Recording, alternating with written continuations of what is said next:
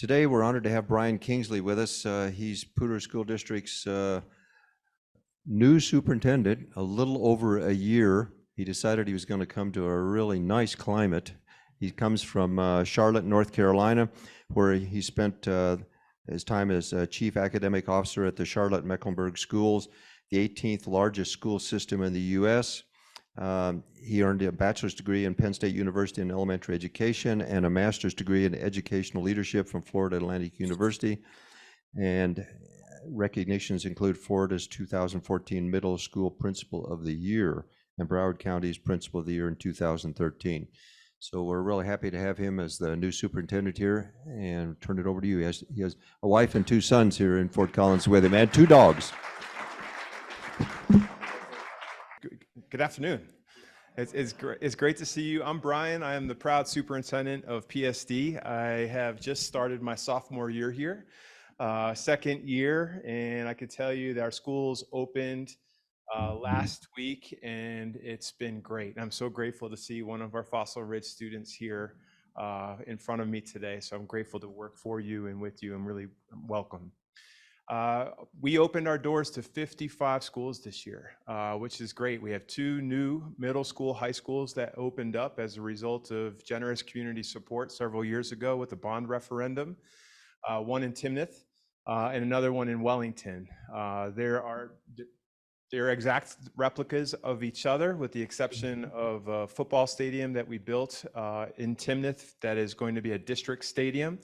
Wellington has a football stadium too that the town is really excited about. Friday night lights, just a little bit less seating there, but we've got so much interest up in that community that we've already bought additional bleachers for their first home game. They're pretty excited about it.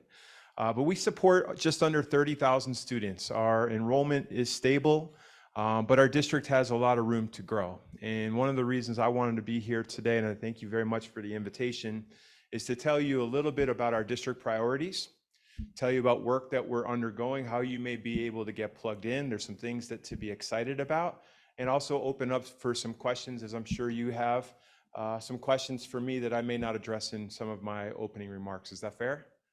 Terrific. So I've articulated, since I've been here, 3 district priorities based upon our data. The primary driver of our work, our core business, is learning and teaching. And as parents like yourselves send your most prized possessions through our front doors every single year, the baseline that we need to measure ourselves against are our students graduating, and are they graduating with options post-graduation? Simply graduating with a high school diploma is insufficient anymore. We have to raise our standards. But I would also say I think we have to change the paradigm, and I say this with love and respect, knowing that we're in a college town. A pathway to a 4-year degree is honorable and respectable, and we certainly will never take that off the table. It's simply not the only pathway with honor and dignity that we need to be embracing and celebrating. We need to be honoring our students who choose to go directly into the military. We need to be figuring out ways to build trade schools and trade offerings to make sure people who are interested in industry certification, who may also want to attend a 2-year or 4-year program, that they have the opportunity to do that to meet current workforce demands as well as future workforce demands. As I've had an opportunity to get out into the community, especially in the construction field, I think for every 5 people that are leaving the construction industry right now across all of those trades, there's only 1 person coming in. And so we have a duty and an obligation to rethink as a school district how we do school.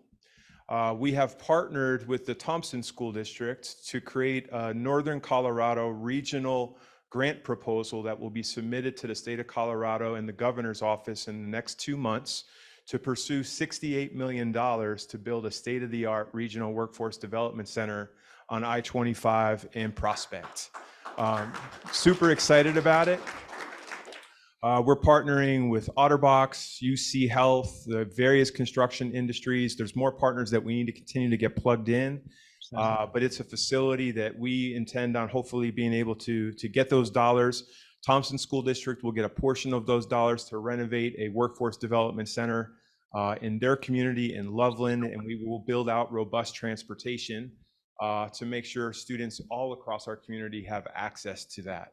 I've been really grateful. There's been so much excitement and collaboration around this effort. The city of Fort Collins has committed to extending their transport line And I know they're struggling with finding bus drivers and just had to peel back some services, but one of their commitments to helping us with this proposal is extending public transportation so that facility is not just accessible for our students, but for community members who are looking to reskill, upskill, get industry certification. It would be open in the evenings, on the weekends, and throughout the course of the summer to be a community facility, which I think is a huge win. So I think that paired with our strong academic offerings across our school district, as well as we have a lot of boutique high schools, will continue to get better at making sure that our students not just graduate, but they graduate with various options. I want students to be able to articulate when I meet them at their graduation, these are the 3 or 4 things I'm considering. I think having choice matters, and having students have a voice in that matters. I would share with you our other 2 priorities are really conditions in order to make the first primary priority happen. And they're twofold. One, we have to double down on literacy efforts. In order for people to understand complex skills, they need to be able to collaborate, think critically, communicate with each other, and need to be able to read and write at high levels. I will tell you across the country, and I have experiences working in Florida and North Carolina and now Colorado, we have normalized in America students not learning how to read yet still graduating. There are children, young adults that are graduating across high schools in this country that are functional but illiterate and are getting a diploma and entering into a workforce that they don't have the skills to be competitive. We have to stop that on our watch. I share that because Poudre School District has one of the highest literacy rates across the entire Front Range. But what I would tell you is we still have 1 in 3 students that are reading below grade level. And that has been amplified by the pandemic. And so we really, really need to double down on efforts. One of the ways that you can get plugged into that, if you or people that you know are interested in being a tutor or being a mentor or a volunteer, our schools are reopened for business in that space, where we can use an all hands on deck approach to make sure that we're providing students with robust opportunities to express themselves. We can provide you the curriculum and the resources to get you plugged in. We're also looking for substitutes if you're interested. And if you really wanted a cool job with a flashy company car, you could be a bus driver for us too. That would be kind of cool. But it's that literacy is going to be really important in order for students to be able to access those various pathways and be successful in them. The other priority, and I don't say this last because it's least important, in fact, it's probably the most important and near and dear to my heart. Since moving here, I have been exposed to mental health concerns that I have not yet seen in my 26 years of being a public educator. The number of students that I've had to attend their funerals due to suicide, I don't want to go to another one. I would tell you that our adults in this system are not exempt or immune to that same problem. We have to figure out how to be courageous and vulnerable of talking about and dealing with and destigmatizing the conversations around mental health in our community. We have an award-winning town, and my goal being here just for a year is not to take any of that shine away. But there are people that are hurting. You are addressing through your service and selfless acts, trying to figure out how you can engage. Some of the things that you're learning and leaning about are people in our backyard that are flying under the radar. As we listen to our young adults, many of them feel the stigma of actually getting help is greater than, that matters more to them in dealing with that stigma than actually getting the help itself.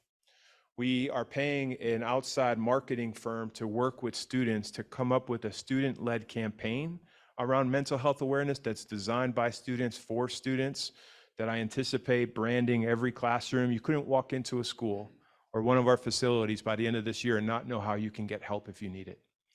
But we have to figure out ways to put the technology down, to stop communicating through Facebook, Twitter, and TikTok, and having conversations with each other and our young children again.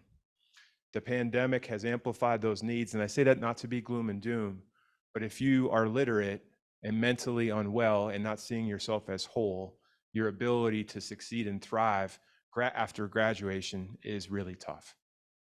And so it's those three things that we will be designing a strategic plan effort as a system that will have various community engagement opportunities over the next 2 or 3 months. They're open to the entire community for you to express your ideas, to think about what you can do to help.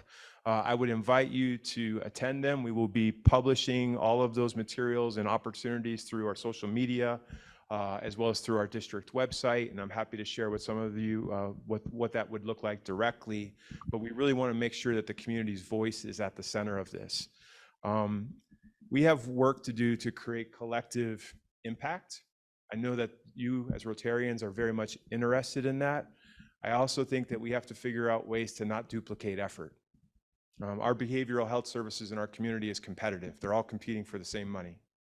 And so we need to figure out ways where we can sit around the table, have courageous conversations around how we can actually potentially redo things so we can stretch our impact and make sure the people who need it most are receiving those services. And I know that's where your heart and your mind is. So I'm eager to engage you in that particular process. But we're a strong district. This is a town that's really, really proud of itself, of its schools, of its university. I look to build off of that. It's not a broken system, but it's a system that if you don't pay attention to some of the things that are happening underneath, it serves the majority of people well, not just not all people well yet. And my job as the superintendent is to be courageous about speaking about those vulnerabilities like you so we can address them, be specific about them, and put an all hands on deck approach to making sure everybody gets a chance to walk across that stage. And for that is the reason why I'm grateful that you're even interested in listening to me today.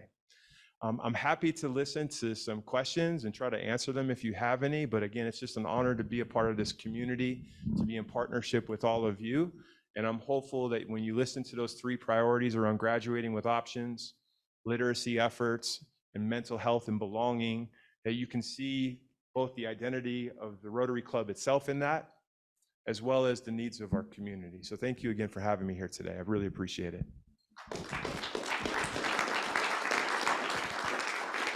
There's a question over here. With the mental health issue, will you be working with Summit Stone and the district that's been created relative to mental health so there can be collaboration together at the schools? Yes, Summit Stone is a strong partner for us. So we're working with them, our local police services, a few of our, Colorado State University has a lot of opportunities as well. And there are other suicide prevention nonprofits that are very, very strong.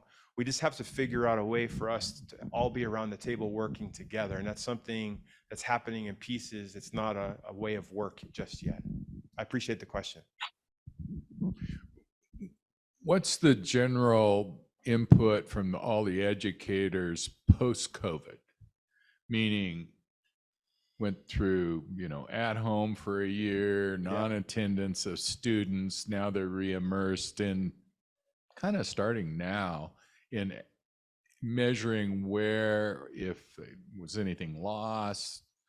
Yeah. So I went to 5 schools yesterday and spent the afternoon meeting with teachers on a volunteer basis just to give me a sense of what's playing out in their classrooms and how they're feeling. I would tell you there's a general sense of calm and enthusiasm that did not exist a year ago.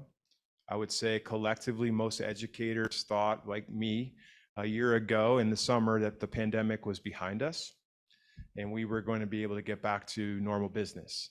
And that didn't happen when we had the Omicron and the Delta variants and we had the mask, and all of those really hard things did change the culture and the dynamics around how we engage. I would tell you that our teachers and principals spent more time contact tracing COVID cases than doing some of the other things that are near and dear to their heart a year ago. So they're tired. So I would share that with you. I would say that there's a sense of hope and optimism, though, as a result of where we are now, that I think we are beginning to feel like ourselves again. The summer was timed perfectly for some rejuvenation. But I would also say something that our teachers and classified staff members, of which there are our paraprofessionals, our kitchen managers and bus drivers, cost of living in this community went up 25% last year. So our teachers are asset limited, income constrained, but employed. They can't find places to live here. I've met bus drivers in our district that were homeless last year. And so the realities of what they're dealing with to lead with and be a servant leader like all of you is they're giving up something somewhere else. And it's really, really difficult. That is something that we all have to figure out how to be champions for public education and, demand and lobby with the state to try to figure out ways to pay them more so they can live a life here and not have to figure out how to work 2 and 3 jobs to make ends meet. Out of his hat. I don't know where that came from. But that's something that's weighing on them too in terms of the sustainability of the effort. And I'll say one last thing. And this is not me trying to get into politics, but public education is in the crosshairs of political weaponization. Our teachers are being asked to teach kids how to read. They're being taught how to run, hide, fight training to deal with mass casualty shootings, active shooters. We're dealing with scenarios where we are not trained to be mental health therapists, yet the problems that we're dealing with, our school counselors are becoming triage clinics. And so when the public narrative as a country is talking about teaching in not such a positive light, it makes it really hard to get up in the morning and do what you are doing. I share that with you, not again to be gloom and doom, but if there's anything that you can do as a collective, as a campaign, to lift the hearts and the minds of our teachers and staff members to show that we appreciate them, just the acknowledgement of that verbally or through an award or through whatever. I mean, I saw that you're collecting things at Putnam Elementary School. I mean, you're doing a lot of these things already. Just know that that doesn't go unnoticed, and it is more important now than ever before. I appreciate the question.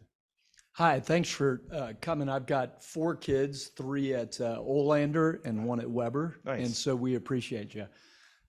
You just sort of touched on it, but I kind of wanted to push a little more on it. I know my wife's a former teacher. I know teachers who have moved into the school district who are unwilling to work for the school district because they're taking a 20-25% pay cut from where they're coming from. And so I was wondering, you touched on it, but what concrete things is the school district doing to try to increase salary for its employees? Yeah, great question.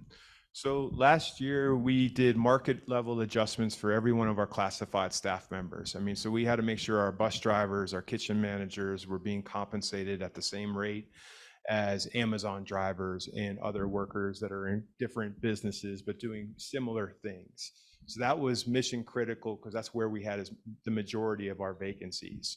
We also doubled down on making sure that we elevate our beginning teacher salary to $48,000, which was almost a $5,000 increase from the previous year. It's still not enough. I would tell you that point blank, $48,000 is not enough you need a story to figure out how you're making that work. We anticipate to be able to try to get over 50 in the year ahead. But we have to figure out how to divide that amongst the various groups. The increase in stimulus, let me slow down for a second. During the pandemic, when the workforce kind of disappeared, people were able to, through inflation, raise revenue and charge higher prices to be able to pay people more. Public education doesn't have that.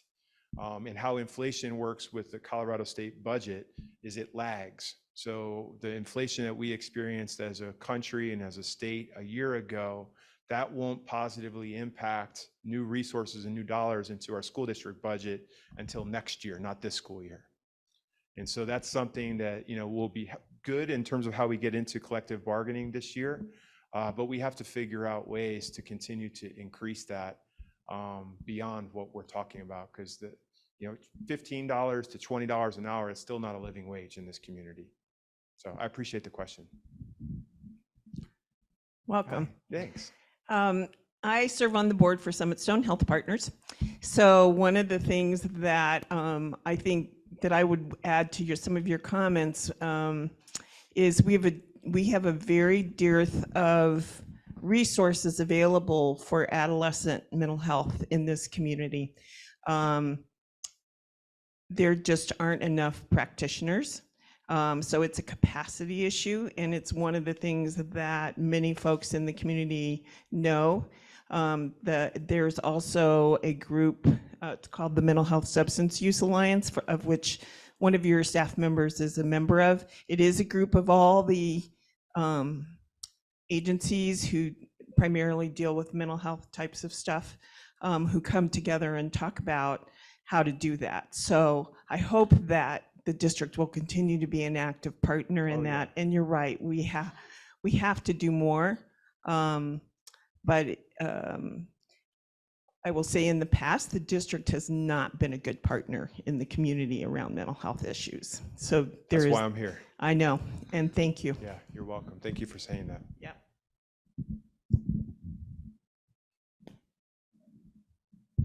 Where are you with teacher vacancies? We're pretty solid on teacher vacancies. There may be a handful.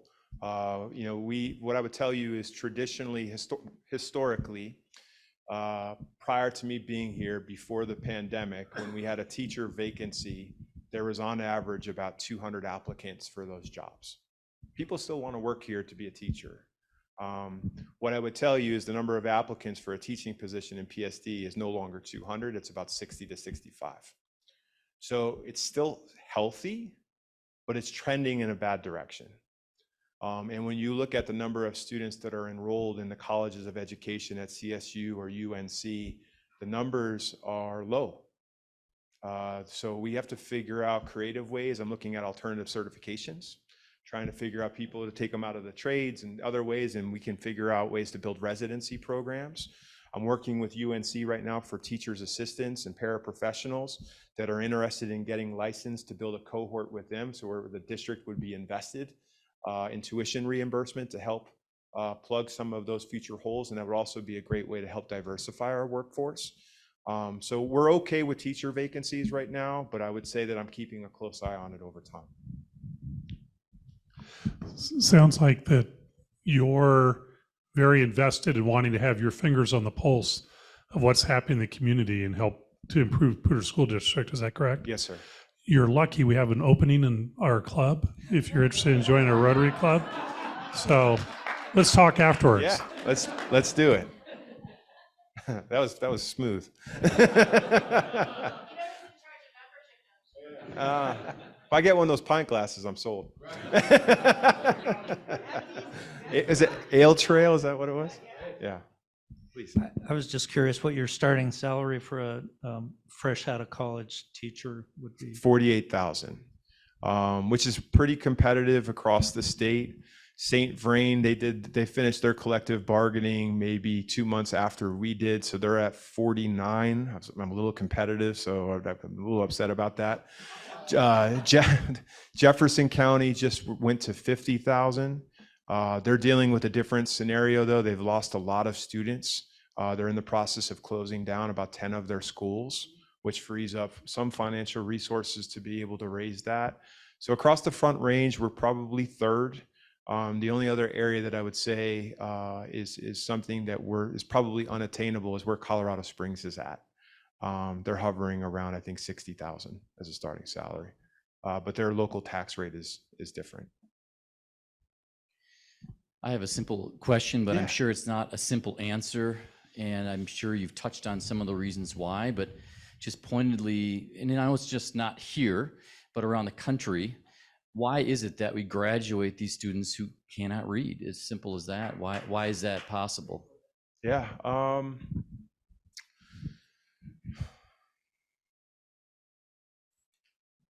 It's a complex. I mean, I can speak for this about it. Well, politics is part of it. I would tell you is over the last 10 years of my career, I've spent the majority of my time unlearning reading practices that don't serve all students well. And so when we look at what our teachers are resourced in terms of their curriculum, in terms of their professional development, in a lot of instances, teachers are doing exactly what they've been asked to do a decade ago. And it's really hard to give up a way of doing something when you've done it for so long, to be open to new ideas and new suggestions. To me, curriculum, professional development, and educating our educators on how to think about this differently is mission critical to the work. In Colorado, specifically PSD, and the charge that I've been given from my board is to take 55 schools that are functioning as a system of schools and move it to a school system. And what that means in practice is, as a system of schools, I can walk at, I don't want to pick on Olander, it's one of my favorite schools, but I can go into Olander Elementary School and go into a kindergarten class and see an incredible experience, and go into the kindergarten class next door and see maybe an incredible experience, but they're using completely different things. And then that gets changed when you go down to Johnson Elementary School right down the road. And so in terms of consistency, like, I don't believe in dictating and creating robots as teachers. That's the last thing I want to do. There's an artistry to this, but we need a floor of excellence that we simply won't go below. Teachers can figure out what that ceiling is, but making sure they have the right curriculum, that they have the right professional development. And we need to figure out ways to leverage time. I think one of the challenges that I have on the horizon with the community is we're probably going to need to have serious conversations around investing in air conditioning. 33 of our 55 buildings aren't air conditioned. Now, people will forget about that in October, right? But right now it's unbearable in a lot of our classrooms. And what I would see is this not just making comfort in the month of September or August. If we have air conditioning in all of our schools, we can have year-round school. The data that we have around literacy is when kids are making gains, there's a thing called summer slide where we almost start back in square one every single year. It allows us to have extended day programs, evening programs for our most vulnerable. We have to figure out ways to do some of the things, because to me, it's not magic. It's just maximizing time on task, making sure everybody has the skills to do it. And we have to figure out ways to engage families in that too. And what you're doing with supporting the Imagination Library is a great step. And we need to figure out ways to make sure that we have better resources in our schools. And that's been a priority number one for me. I just have a quick question about when you were living in North Carolina. Yeah. Who is your basketball team? I'm a Michael Jordan fan, so it was definitely Chapel Hill, UNC. That was the wrong answer. I forgive you. Are you a Dookie? Yes. Do we I have won't any hold that against you. questions online? Hang on. Can you just speak to a little bit about your background prior to coming here and kind of some of those experiences? Obviously, very different part of the geography, very different things that way, and then kind of just your overall impression of kind of how that is in comparison or contrast to here, and especially speaking to kind of the environment with where you're really competing with charter schools and having a lot. There's a lot more options that students have compared to, I think, a lot of other parts of the country. Yeah, thank you. I'm going to do that in reverse. I don't think we're competing with charter schools. They're a part of our district. We have 5 school district sponsored charter schools. They're great schools. I want to lift them up as viable options. Competition is healthy. To me, the goal is where, if you were looking at, a boundary map of PSD, I want you to be able to throw a dart at it, and wherever school you land at, it's a high quality school. That's the goal. My career started 26 years ago in Fort Lauderdale, Florida. I grew up in Pennsylvania, in Scranton, PA, home of The Office. There's no beet farms there, though. I don't know if you watched the show. It's a funny one.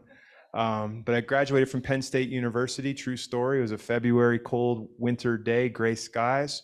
And there were 2 principals at a recruitment fair with really good tans. And they said, come teach near the beach. And they handed me a flamingo pen, and the rest was history. True story. And Fort Lauderdale is the 6th largest school system in America. They have 250 schools, 285,000 students. So it's almost 5 times the size of PST. And so I became a middle school teacher there. Taught English language arts, and then I taught math and social studies, did that for a while. And like many of the teachers in our community, I had a hard choice to make, because I realized that if I wanted to be a teacher for the rest of my life, I was never going to be able to own my own home. So I had a decision, and I went back to school to be in educational leadership. So I still considered myself a teacher, but I recognized the hard choices teachers have to make in order to sustain a whole career in that particular role. I became an assistant principal and a principal there.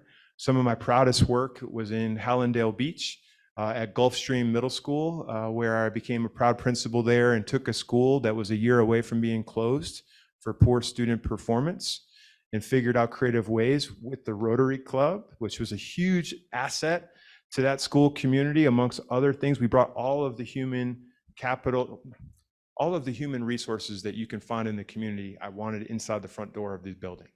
So we flipped the paradigm from what Johnny or Jill wasn't doing well in school to families, what can we do for you? Are you struggling with housing? Are you struggling with jobs? Are you struggling with food insecurity? And we changed that scenario, and I partnered with the local hospital district to create case management. So we had a dinner program where almost 2 out of every 3 kids in the school was with me until 6 or 7 o'clock. So maximizing time to close gaps is really important, because doing it all in 8 hours is really tough. And within 4 years, it became one of the highest performing schools in Florida.